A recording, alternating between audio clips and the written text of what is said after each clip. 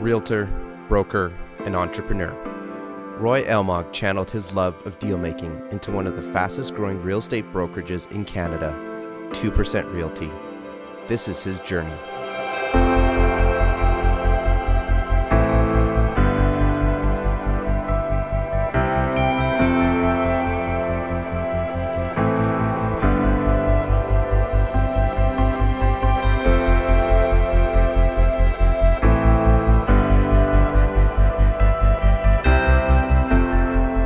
So at some point, it sounds like in your earlier years, you had what I love to call the entrepreneurial bug. Right. Would you agree? I When agree. did it start? Junior high, I ended up getting this pair of shoes when I was in New York, and nothing that extravagant, just like a regular pair of shoes, but everybody in my class was like, oh, those are really cool shoes, where did you get them? So I got them in New York, and that was kind of it. And then next time, which was about, I don't know, 8 or 9 months apart, we're going back to New York. And so I just kind of said, look, I'm going back to New York if anybody wants some shoes, just as a joke. And people actually said, yeah, get us some shoes. So I got measurements from people and did the whole sort of order sheet and brought back some shoes and then sold them to kids at school. Where do you think that your passion really lies? I like making deals of any sort, big or small, whether they're deals with clients, with sneakers. I sold hair straighteners for a while, furniture, all sorts of different things. But it's like the making of the deal that to me was always fun. So you're the guy that's like, start the car. You're just running because you got the best deal. So you have a Usually, passion for that. yeah. I mean, the things that I got into, whether it be sneakers or hair straighteners or furniture, I saw an opportunity out of a personal need that I had for myself at the time.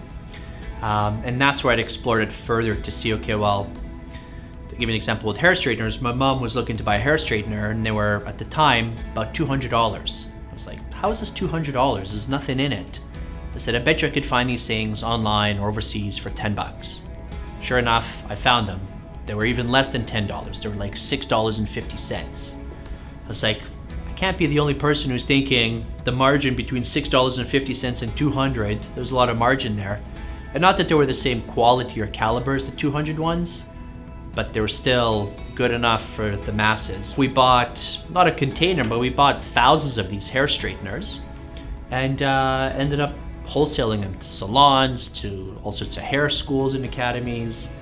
And that was just a one-time thing. I was kind of like, let's try and see what happens. And it worked well. And it wasn't like I want to be selling hair straighteners for the rest of my life. It was a good gig for the time that it served that purpose.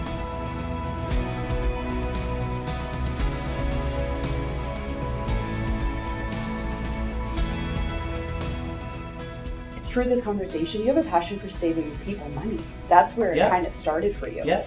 And so tell me how that kind of translated. You had this great management job, doing something that maybe you weren't super passionate about, but it was secure, you probably had great benefits, and it wasn't enough. So how did that one day translate from that into real estate? I've always had an interest in real estate and housing. I remember as a kid, just whenever we travel, I'd pick up like a real estate magazine just to kind of flip through and just see what was going on. I always kind of enjoyed just looking at homes and real estate in general.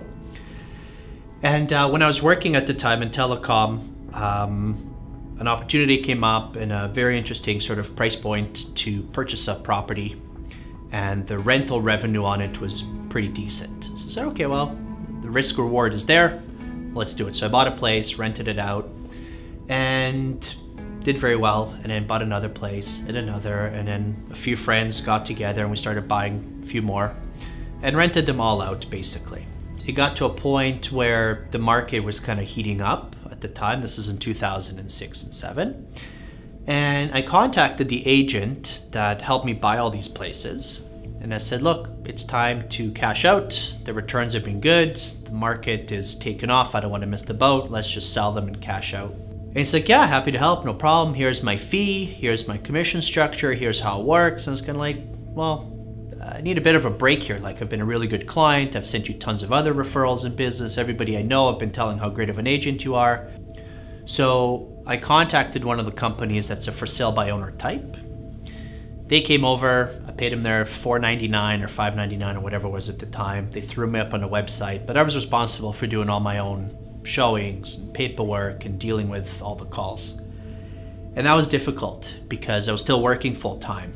And every time somebody would call and want to come see the place at 11 o'clock and then at 2 o'clock and then they don't show up or they're tire kickers or whatever the case was, it wasn't easy for me to always leave my job, drive across town to let somebody into a house, show them around, and then get back to work. And then about a week after that episode, I contacted the agent that I had been working with all along, and I said, okay, I give up, just take it and sell it and make it go away. And he did. He was, sign went up, sign went down within like 6 to 7 days, start to finish, the whole thing was sold. And I looked at how much commission I had to pay for that service. And it's not that I didn't see value in that service. I needed somebody to help me. I needed some guidance. I needed some assistance. I just didn't feel that the charge for me was value for service. But maybe there is something here that I'm only seeing, but nobody else is seeing. The need for somebody to do the start to finish assistance with the sale and be licensed and have a realtor and have the assistance, but at a different rate of commission that made sense. To me, that rate of commission was 2%. That's what I was willing to pay my agent at the time when I proposed to him, look, I'll give you all these listings, but I need you to reduce your fee from what you're charging down to 2%. And the math made sense to me. It didn't to him at the time. It was enough of a commission that left margin to keep operating. It couldn't be too low because it's not sustainable. It couldn't be too high because then it's just like, too high and everybody's like, well, there's really not a deal here. I'm not gonna bother. So I wanted it to be a substantial sort of savings to the consumer and a price point, $350,000 to $400,000, which is kind of the trend back then. 2% is still a really good payday. You're still looking at, $7,000 to $8,000 for commission.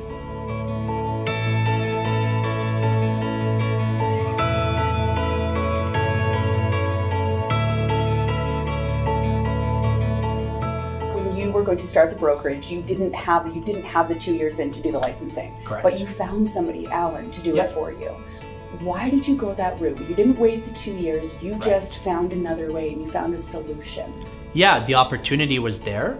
I was worried taking too much time to get to the ability to do it myself. Somebody else might do it, markets could change, I could get cold feet. There was so many other variables that could have disrupted this 2-year vesting period that I didn't want to wait. I said, I got to do this now. And that's when I contacted Alan and said, look, I need you to broker this thing for me. And he was all over it. There were definitely a lot of people probably that maybe didn't see your vision. Yeah. What did the rest of the industry react like to this 2% idea? Yeah, for the most part, when I started, I thought it was just going to be me and Alan doing everything because I didn't think there'd be a lot of cooperation from the outside brokerages. To my surprise, it was the exact opposite. And till this day, the vast majority of our transactions are ones we do with outside agents from outside brokerages. 92% to be exact. So we sell our own properties 8% of the time, 92% of the time it's another agent from another company that has the buyer. There was still, in any industry, it doesn't matter what line of work you're in, there's always going to be people that are kind of get ruffled when something changes in the industry. I remember, every Monday the Real Estate Council would send out an email of all the new people that entered the industry. So this mass email goes out, everybody in the industry sees newly licensed, 2% Realty, broker, which is Alan, sales associate, which is me. And I got, one email in particular, there was one guy that was really riled up by this. And he sent an email and he's like, how could you do this to the industry? And you're ruining everything that we've been working again for. And I'm gonna do whatever I can to make sure you never succeed, and I hope you fail. And he was just like going on and on and on and on about how he was gonna put up roadblocks. And about 6 months in, I get another email from the same guy, only the tone has changed, complete 180 to the other end of that spectrum. It's like, hey Roy, just want to let you know I've got this really exciting project by the university. We have beautiful suites and I'd love for you to come by, have a tour of the place, check it all out. Within a few months, I think, he lost that project out to another agent. And I think a few weeks or months after that, he was already out of the industry altogether.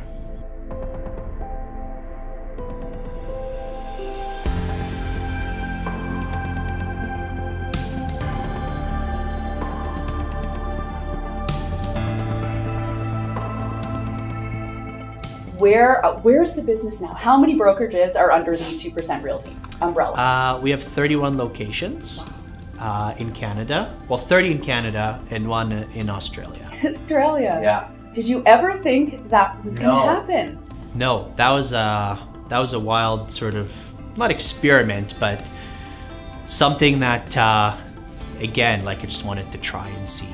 And, Canada is doing well, and there's tons of room for us to still grow in Canada. It's not like Canada's tapped out and I'm like, okay, where to next? Like, there's a lot of room for us to still grow in Canada. But it's like, let's see what Australia's up to. Worked our way to having an office there, and this July will be 2 years since they've started there. Absolutely incredible. Yeah. Do you feel like when you started all this, you thought, you know what, I want to do this, and I'm sure we all want to be successful, right? Have you reached it? Is this what success looked like for you? Growing it from one location in Edmonton to multiple locations across Canada, that was always sort of, the bigger picture. I thought it would take us a lot longer to get there. I'm glad it didn't. And now we're looking at just continuing the expansion and the growth into other markets. And recently we started looking at the US quite heavily because their market there, I think, is primed for this.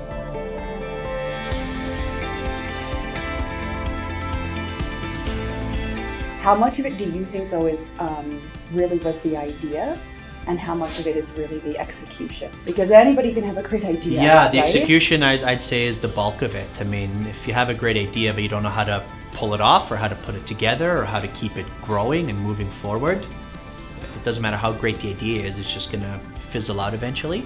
So a lot of it has been on the execution side, and I think we've been able to really pull it off.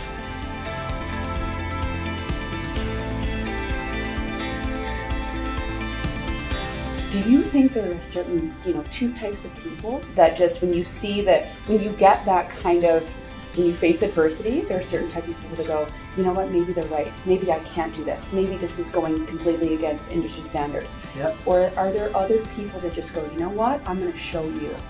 There's characteristics in everybody that's going to fight or flight, right? So I don't know for sure that one is always going to be the path to go. There are some times where you got to pull the flight mode and just bail. I just find that the adversity, whether it's something that you're expecting or not expecting, if you really see value in what you're doing, you'll find a way to kind of keep going and rolling with it rather than just a hurdle here and you're just kind of like, all right, I'm just not going to do this anymore. So I think at the onset of it, if you really feel strongly about it, to me, it's not anything that because somebody said so, it's gonna fizzle. To me, if somebody said something that caused that reaction for you to kind of be stopping in your tracks, maybe you just weren't passionate about the item or the product or the subject enough to keep forging through it.